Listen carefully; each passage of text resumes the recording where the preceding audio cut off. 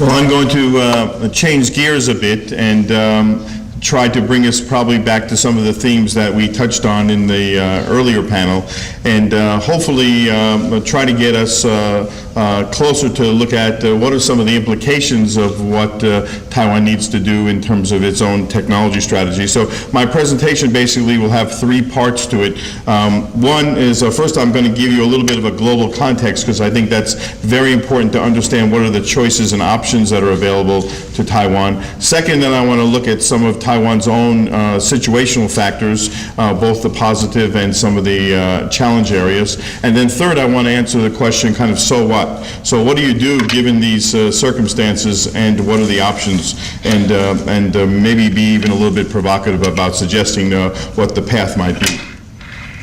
So first, if we look at the international system, everyone kind of talks about that we see a real new face of competition, and that competition now is built around things like IPR wars, technology wars, standards wars, and even talent wars. And even in the People's Republic of China, where you would think there are a lot of people and an overabundance of graduates, actually there is a deficit in terms of the availability of high-end talent. So the competition for not brawn but for brains now really is one of the most dominant features now of the international system, and it's one of the most important aspects of why companies now, as they move overseas, begin to look about where they're going to put their next facility. And increasingly, that facility is not necessarily a factory, but it may be an R&D center that they're putting all around the world.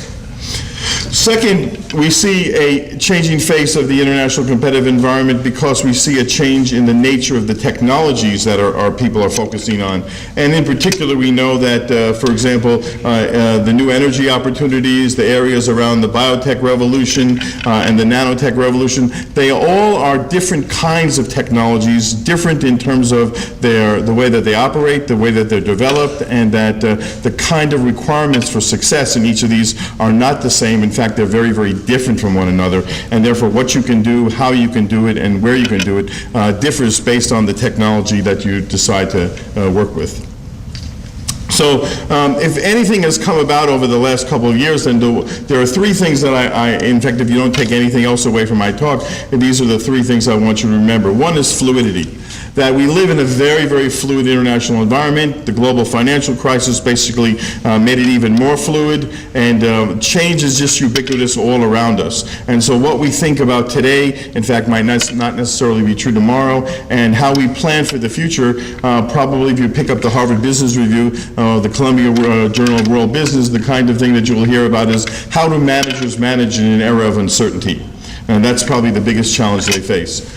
Second, because of the fluidity, we also live in an environment of turbulence, in fact, tremendous turbulence. We don't know where the change is going. We don't know in what direction it might end up, and therefore, in effect, the degree to which we can actually plan, in fact, is probably quite limited. Nonetheless, we need to have some kind of directionality. And that directionality comes from the third feature that I think is important, and that has to do with innovation. And it's not just innovation, but it's the speed of innovation. When I was a young kid, it used to take GM about 5 years to design and put a new car on the road. Today, they have to do it in about 12 to 14 months. And any of you who have just recently bought a new iPhone or an iPad, get ready, because basically the next generation and the next iteration is coming out probably next week, and you already will have an obsolete one. And so we're moving at very, very rapid speed, and those that can't keep up, in a sense, are going to fall behind very, very quickly. Now, it's important to think about these things, about fluidity, turbulence, and innovation, particularly the speed of innovation, because these are the watchwords that not only are people here in Taiwan looking at, they're also the watchwords that every country around the world is thinking about, and particularly the People's Republic of China. And as Professor Dirk said, I spent a lot of time over the last 20 years working in China, and one of the things that you can see is the increasing sophistication of people in mainland China about the international technology market, how it works, and how to become successful in that market. So if you look at what's happening, Gary Hamel, who's a big guru of management studies, basically said there are no strategies for creating wealth in the long term that are not driven by innovation. In effect, what this says for Taiwan is that however you do it, however you compose a policy, however you put together a strategy, that strategy at the core for your economy has to be driven to some degree by innovation if you want to be a serious player in the world of global competition. And if we look at the world economy, basically we can see that there are three major trends afoot then in that economy. First, there's more and more collaboration than ever before. This is very important because the idea of the Lone Ranger, for example, of the United States being self-reliant in its own technology, or China, or anybody for that matter being self-reliant, the world is moving much, much more towards collaborative models in which everyone, in a sense, needs to participate in order for there to be success. The huge costs of innovation basically make it a requirement that you have these kind of strategic partnerships, alliances, and these multiplicity of relationships. Second, more and more of the R&D that we see going on in the world is taking place offshore. So the three major focal points of R&D for much of the 60s, 70s, and 80s, Europe, Japan, and the United States, now is giving way to a much more pluralistic, diversified kind of innovation model in which not only are the BRICS countries, but also places like Taiwan playing a rather critical role, in fact, an increasingly critical role. And third, all of these kind of expanded interconnectedness is occurring not only at the national level, for example, through agreements and government-to-government agreements, but also through all of these strategic relationships that companies are forming, that universities are forming with companies, and that private sector actors, even individuals now, are participating in. So we live in a world in which innovation is the watchword, and in which the nature of innovation itself, that whole process is changing. And at the core of this, I would argue, are a series of new kinds of structures that are very different than what we saw before. These are all formed around what I would call big knowledge networks. Knowledge networks are the new structures in which knowledge is created in the 21st century. And the question is, for a place like Taiwan, to what degree is Taiwan going to be able to participate in these knowledge networks in order to be successful in the 21st century? That is, Taiwan, just like China, just like India, etc., are looking to see how they can become, or need to see how they become embedded in these knowledge networks in order to be included in the mainstream of world competition. If you're not included, and if you don't bring something to the table in terms of technological wherewithal, you basically will be marginalized or on the periphery of international competition. What this means is that we have a very, very different kind of model than the kind of technology transfer model that we used to have before. And this means that, in effect, that the way you participate and the way you get involved is through different steps in this innovation process. Maybe you come into some sectors through incremental innovation, being basically an information taker, but gradually you will move up the value-added chain and you'll add modular innovation, architectural innovation, and at some point, if you really become successful, you will become the source of radical innovation. And my sense is that as we look at Taiwan's future, we have to begin to think about how Taiwan is making the transitions from simply being an incremental innovator or a modular innovator, really now coming up with the architectural pieces and the radical innovations now that are going to be part of the cutting edge of the world innovation system. And that's really the big challenge out there. So if we look at where this has all come from, it's very interesting. Some of you may know I actually wrote a doctoral dissertation about Taiwan in 1978 when Taiwan was just creating its Hsinchu Science and Industry Park. And Minister Li Guoding at that time was my kind of host, and I had the good fortune of spending a lot of time not only with him but with a lot of people at really the beginnings of the frontier of the formation of Taiwan's high-tech sector and the transition. And during the course of time, I wrote three different pieces, of which I will quickly summarize here. A piece in 1980 which says the crisis of Taiwan's sovereignty has been abated by the widespread participation of multinationals in the local economy. The principal contributions of these multinationals has been the transfer of technology, which has helped Taiwan move up the value chain. Second, so a piece that I wrote in 1982, it was for the Journal of Studies in Comparative Communism, which was an article about what might be the future of mainland Taiwan relations in science and technology. And I said something like scientific cooperation and technology transfer between Taiwan and the mainland might prove less problematic because of the common cultural foundations on both sides of the Taiwan Straits. And then something I wrote some years later, which leads me into my orbital mechanics, is Taiwan is faced with a critical challenge that revolves around its ability to find an appropriate equilibrium point between its technology and business relations with the China mainland, the United States, Japan, Korea, and Southeast Asia. And so as I kind of began to prepare for this and starting to think about, okay, what have I said before and what do I want to say today, I began to realize that this whole notion of Taiwan's future really revolves around this metaphor that I use, which is really orbital mechanics. And we know that Taiwan has set itself, a whole series of goals for itself, and Vice President Xiao talked about these, so I won't emphasize too many of them, except obviously enhancing industrial innovation, moving forward with energy conservation, and forging stronger linkages with the ongoing regional integration in Asia. These were all talked about as the key to Taiwan's competitiveness this morning, and this first panel and Vice President Xiao's speech. And this is built around three major areas: the trade policy area, which was discussed this morning, and then also this whole area of innovation policy, the innovation bill, which was just finally passed. But most important are things like, can Taiwan now begin to attract some of this R&D that is moving offshore? And can it become a site for R&D, and does it have the talent pool and the infrastructure to become a site? Can it harness its own talent? In other words, can it bring back enough talent? And then finally, can it build a service industry as a kind of innovator for building these kind of the soft economy that everyone begins to talk about? And this innovation policy really is built around these 6 or 7 emerging industries that are going to be critical, including green energy and biotech and healthcare, et cetera, and also these creative industries that have been talked about this morning and touched upon. Underlying all of this is a kind of bottom line, that Taiwan becomes a pioneer in constructing a high quality of life for all Chinese people. It's very, very profound, very, very provocative, and very, very aspirational. In fact, this is a very, very ambitious program. But it's all necessary. There is no choice. And that's what I think when I want to give you a sense. Now, when I think about this orbital mechanics metaphor, the reason why I want to use it is because I think it gives us a picture for understanding really what is going on and where Taiwan has to begin to think about for its future over the next 10 to 15 years. Astronomy and physics, I think, provide a very good framework for understanding what the pushes and pulls are, or what I call here the gravitational pull on where Taiwan needs to find its own center of gravity. And the way we can look at this in some ways is to look at it through a kind of framework what I call Taiwan's orbital systems.